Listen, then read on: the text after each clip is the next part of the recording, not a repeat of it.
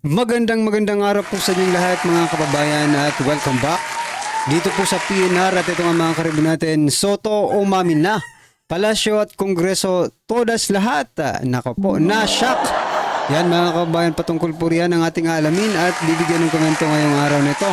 Pero bago pong lahat, kung bago ka pa lang at di pa po nakapag-subscribe sa ating munting channel, please don't forget to subscribe at palike na rin po ng video ito. Maraming salamat po at ito na nga, simulan na po natin to.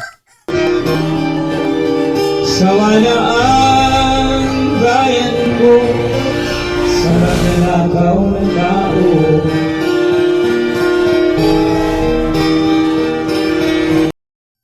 Eto mga karibin natin, bago natin i-play ang video ito, may share muna ako sa inyo kasi itong si President Bongbong Marcos Jr. Ito, muling nambubudol at nagbibigay yata ito ng fake news, no? Yun ang sinasabi ng mga kababayan natin, no? Na si President Bongbong Marcos Jr. ay nag-fake news na naman. Oh, ano kaya ito? Ito mga kababayan, bigyan po natin ng reaction to ha.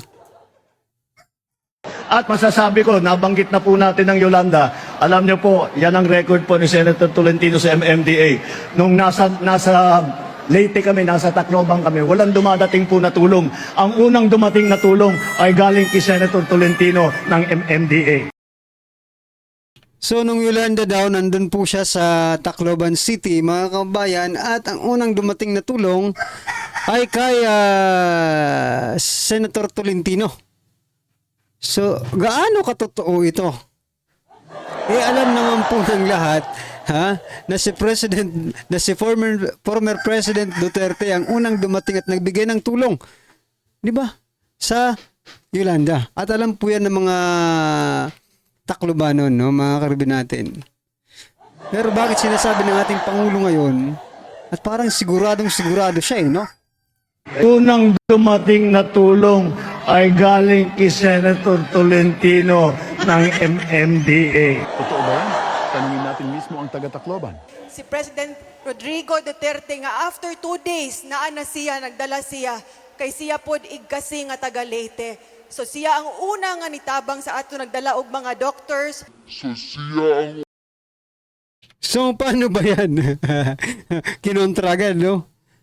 Kinontragad yung sinasabi ni President Bongbong Marcos Jr. na si Tolentino ang unang dumating doon. Okay, di ba? Pahiya na naman sila. Ito na lang kasi ang gawin ninyo, no? Ito na lang ang gawin ninyo. Huwag nyo nang pagsalita eh. Hindi, joke lang ha. Limitan nyo na po ang pagpapasalita kay PBBM. Lalo lang kayong lumulubog eh. No? Lalo lang hindi nagugustuhan ng taong bayan yung mga sinasabi ninyo. Sino magsasuffer niyan? Yung mga ini-endorso ninyo. Diba? Wag naman ganun. Wag credit grabber, diba? Una nga nitabang sa ato nagdala og mga doctors. So siya ang una nga nitabang sa ato nagdala og mga doctors og mga relief goods. Mula third day ng Yolanda, nandito ka, walang mintis yung tulong nyo. Sa totoo lang po, kung hindi po sa tulong ninyo, hindi kami makabangon dito. Nung nasa Tingnan nyo na. Pati itong si Speaker Martin Romualdez nagpasalamat pa. Kina Senator Bongo at Pangulong Duterte, no? Hindi pa po sila senador noon, no? At saka hindi pa po presidente, mga kababayan. So, yan. Sino ang nagsasabi ng totoo at sino ang nagsasabi ng kasinungalingan dito sa kanilang dalawa? nasa Leyte kami, nasa Tacloban kami, walang dumadating po na tulong. Si President Rodrigo Duterte nga after 2 days naa siya, nagdala siya kay siya pod igkasi nga taga Leyte. So siya ang una nga nitabang sa ato nagdala og mga doctors.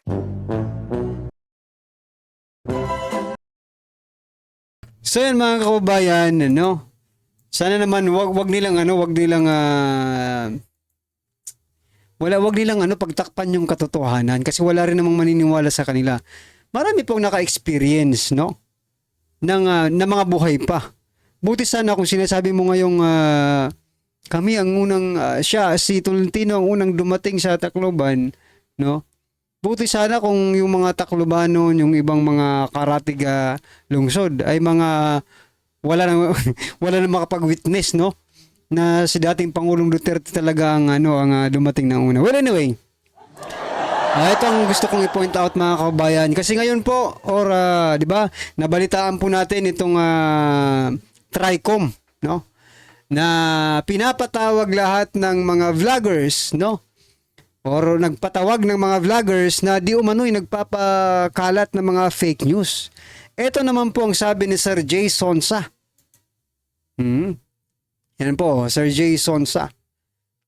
House TRICOM should summon BBM for spreading fake news sa KOGC. Sage, Tolentino's Yolanda response, China, WPS, and etc. Marami pang iba, marami pa kasi, no? Like for example, the flood control projects. Kumusta na Dan Fernandez? Pwede mo bang patawag si President Bong? Ito latest ito mga kabayan, itong sinasabi niya, campaign period po ito. So meaning pwede mong ipatawag si President Bongbong Marcos Jr., no? Para naman maipaliwanag niya kung paanong si Tolentino ang unang nagresponde diyan sa Yolanda. So, huwag niyo naman ganunin. Huwag niyo naman ganunin yung mga tao, no? Dan Fernandez, pwede mo bang bigyan ng invitation letter, si President Bongbong Marcos Jr. to testify, no? Huwag na nating sa gawing resource person, no? To say something about the fake news, no? Kasi mahirap kasi sa inyo diyan sa TRICOM na yan. Yung inimbitahan nyo lang talaga puro mga DDS vloggers, As if naman, no? As if naman yung mga loyalistang vloggers ninyo hindi nagsisinungaling, no? Hindi sila sinungaling, no? Puro katotohanan po ang kanilang sinasabi. Putot. Diba? Yan mga kabayan, ano po ang opinion niyo dyan? I-comment nyo na lang po. At ito na nga, panoorin at bigyan natin ng komento to. Ito ang breaking news ngayon. Viral ngayon sa mundo ng social media. Sadyang hindi na talaga mapipigilan. Magkakalabasan na talaga ng baho. Matapos ang walang katapusang kaliwat ng siniraan, halos taklupan na ng lupa ang Vice President na si Sara Duterte at di umano'y ginapang ang perma ng isang araw lamang para ma-impeach lang sa Kongreso si Vice President Sara Duterte para lamang raw malihis ang taong bayan sa tunay at totoong usapin ng bayan tungkol sa kababalaghan na nangyayari sa BICAM na di umano'y may mga blank pages na siyang ibinunyag ng isang press conference ni Congressman Ungab at dating President Rodrigo Roa Duterte. Matapos ang pananahimik, mukhang bumaliktad na at sumabog na ang dating Senate President at senatorial aspirant na si Tito Soto. Tila binasag na nito ang katahimikan at di mapigilang magsalita na sa publiko at tila nasampal ng katotohanan at kahihiyan ang palasyo at kongreso at ang pumalit ng dating House Chairperson Appropriation na si Saldico na walang iba kundi si Stila Kimbo. Matapos itong magsalita at pinasinungalingan ang di umano'y mga inilabas na pagbubunyag ni Congressman Ungab at dating President Rodrigo Roa Duterte patungkol sa mga kababalaghan na nangyayari sa nasabing BICAM na di umano'y may mga blank pages na permado pa mismo ng mga mambabata sa Kongreso at Senado. Pero bago tayo magpatuloy mga Mga kababayan, naisip ko lang bigla, narinig ko kasi yung kababalaghan, no? Naisip ko lang bigla, hindi lang pala sa loto nagkakaroon ng misteryo. Pati rin dito sa Kamara, sa 2025 national budget, mga kababayan, may misteryo ring nagaganap. Aba, mahilig talaga sa mga misteryo itong administrasyong ito, no? Sino ba ang nakikinabang? Ang tanong, sino ang nakikinabang dyan sa mga misteryo na ginagawa ninyo? panig kung bago ka pa lamang sa aming channel, ay huwag kalimutang mag-like, subscribe at i-click ang notification bell para mas maging updated ka pa lalo sa lahat pa ng mga bagong video na i-upload namin. At yun na nga mga kapanig, sadyang totoo talaga ang kasabihan na walang lihim ang hindi mabubunyag at sadyang nagkalabasan na talaga ng katotohanan matapos ang pananahimik ng dating senador at Senate President at now running for Senator sa 2025 midterm election na si Tito Soto. Binasag na ang katahimikan at matapang na nagsalita na sa publiko at nasampal ng katotohanan ang di umanay kabulastugan na nangyayari sa BICAM na siyang isiniwalat ng dating Pangulong Duterte tungkol sa mga blank figures na di umanay pilit pinagtatakpan ng Senado, Kongreso at ng Palasyo. Yun, at ng palasyo. Pero sinong pumupuna? No, mga karibin natin ha. Ito, sino ang pumupuna? Si dating Senate President Soto, di ba?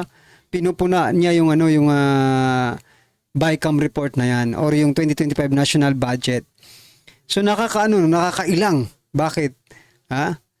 Administrasyon or yung palasyo or si President Bongbong Marcos Jr. sinasabing walang anomalya dyan. Tapos yung inu-endorso niya, no? Yung ini-endorso niyang politiko, no? Nagki-criticize. Hindi lang po si hindi lang po si Soto. Maging si Ping Lacson, no? Nagki-criticize din about dito sa BICAM report na ito. Wherein sinasabi po, ipinagtatanggol po ng ating Pangulo itong BICAM report na ito, BICAM report na ito. Lalong-lalo na ang Marikina representative na si Estila Kimbo. Ayon pa sa inilabas na balita ng online ng Abante, and I quote, Tito Soto, inupakan si Kimbo kaugnay sa BICAM report ng 2025 national budget. Kinontra ng dating Senate President Tito Soto ang sinabi ni Marikina City Representative Estila Kimbo na autorisado ang ministerial corrections ng technical staff ng Kamara at Senado sa Bicameral Conference Committee report ng 2025 national budget. Magugunitang naging issue ang BICAM report ng pambansang budget ngayong taon dahil ilang items ito ang blanco o walang inilagay na pondo. Ngunit pagdating sa 2025 General Appropriation Act ay naging kompleto ito. Sabi ni Kimbo, mayroon lamang daw typographical error at adjustment sa naturang BICAM na resulta ng amendment ng BICAM panel at binigay autorisasyon sa technical staff na itama ang mga ito. Sen mga kabayan, no, ito, for example, si Tito Soto, di ba? Si Ping Lacson, medyo ano po sila dito sa BICAM report na ito. Medyo nagsasalita sila about dito, no? Pero ito lang ang tanong, no? Kasi, for example lang, kasi hindi naman sila mananalo di ba? For example lang na manalo sila. Wag naman sana, no? Oh.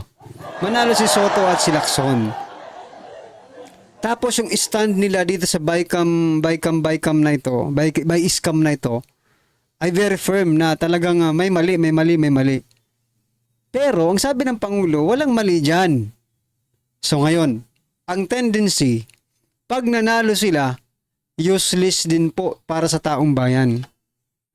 Kasi, papabor po sila sa nag-i-endorse sa kanila, sa nagdala sa kanila, no?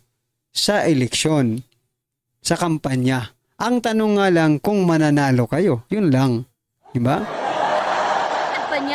Ministerial na lamang anya ang mga pagtatama na ito at wala nang babaguhin. At the point of signing by the BICAM members, lahat naman po ng appropriations or amounts have already been decided upon. Wika ni Kimbo sa panayam ng mga reporter. Ibig sabihin, lahat ng naging corrections ng ating technical staff, lahat po yan ay ministerial na lamang. Ibig sabihin, calculator activity na lang. Po, sa lahat po, wala na po silang discretion dahil lahat po ay decided na po by the BICAM members. Dagdag niya. Giit naman ni Soto, ang ministerial corrections ng technical staff ay hindi kailanman pahihintulutan na anumang panukalang batas. Dagdag niya, ilang mga mambabatas ay kailangang sumailalim sa Parliamentary Rules at Procedures Workshop. Some of our legislators need to undergo Parliamentary Rules and Procedures Workshop. Ministerial correction by technical staff are never allowed and any bill much more allowed. You bring it back to plenary.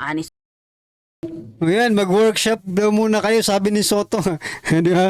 Oh, ibig sabihin, training muna pag magtama para ayan, nabubulol na tayo. Mag-training daw muna kayo pag may time kayo, no? To make sure that what you are doing is right, mga kababayan. Tama nga rin naman eh. Tama rin sinasabi talaga na paano sila nakakam up na magpirma-pirma na hindi naman nila nakikita yung mga pinipirmahan nila.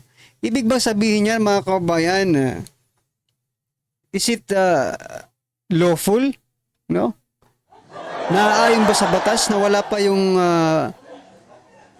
yung amount doon, pipirma na kayo? Malaking kalokohan yan. Soto sa kanyang post January 27. And quote, nang lumabas nga ang balitang ito ay umani agad ng samut-saring komento mula sa marami sa ating mga kababayan na kung saan ay marami nga sa kanila ngayon ang hindi napigilan ng kanilang sarili na maglabas ng kani-kanilang hinaing at komento sa mundo ng social media at ayon pa sa kanila. Di kayang siraan ng administrasyon si BP Sara, mas lalong sumikat at humanga ang sambayanan ng kapaninira ng HOR, Tambangang Administration. Ipaglaban ang pambansang budget, mga kababayan. Alsa na sobra nagyod kaayo. Kung may So talaga, sobra na talaga sila, mga kababayan. At ang nakikita ko po, no, kung bakit nagkakanda leche-leche ang mga ito. Dahil siguro parang gusto na nilang apurahin, no? Fast track yung gusto nila.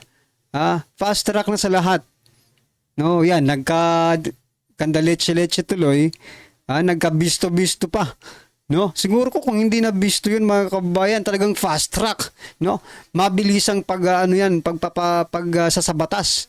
Kaso nga lang, eto, nadidelay ngayon kasi nga nabisto kayo. Kung hindi yan nabisto, ang saya-saya na ng mga ngiti ninyo ngayon, mga nayutak kayo. Diba? Abot langit. Abot langit po ang mga ngiti ninyo kung hindi nabisto yan. Tapos sasabihin nyo pa, pinopolitika kayo. No. Bakit anong pakialam ng ordinaryong Pilipino sa politika? Ang gusto lang ng ordinaryong Pilipino ay ang totoo. Di ba? About sa vice cam na yan. Kung ano po yung final ni Atty. Vic Rodriguez at ni Congressman Ungab, yun din po. No? Ang gustong malaman ng taong bayan, yung katotohanan lang at sana ay may maparusahan po. No? Diyan sa mga nirereklamong yan. Di ba? Well, anyway, mga karibin natin, ano po ang inyong reaksyon, opinion patungkol po sa video ito? I-comment lang po sa baba para at least alam po nating mga kababayan ang inyong opinion. Maraming salamat po. Don't forget to like the video, mga kababayan. Sawa na ang bayan ko sa magnanakaw ng tao.